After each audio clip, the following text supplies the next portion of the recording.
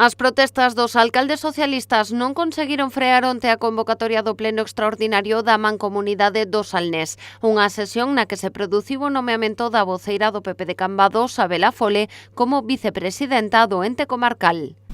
Xuro, pola miña conciencia e honra, cumprir fielmente as obrigas do cargo de vicepresidenta da Mancomunidade do Salnés, con lealdade ao rei e gardar e facer gardar a Constitución como norma fundamental do Estado.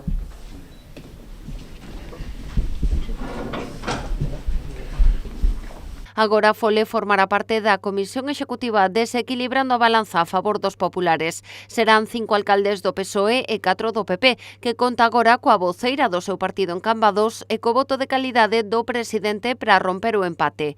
Pero os socialistas, os populares, están a actuar de xeito unilateral e recordaron que hai unhas semanas acordaron crear unha comisión para estudar un cambio nos estatutos da Mancomunidade, incluindo cuestións como a elección do vicepresidente. Tampouco houbo acordo no outro punto da orde do día, os orzamentos pro 2024. As contas ascenden aos 5,7 millóns de euros. Os socialistas votaron en contra porque, segundo Giraldez, non se convocou unha comisión de contas. Isto non hai que leválo á Comisión de Contas, nunca se levou, nin na túa etapa como presidenta se levou. En todo caso, habería que leválo á de Facenda.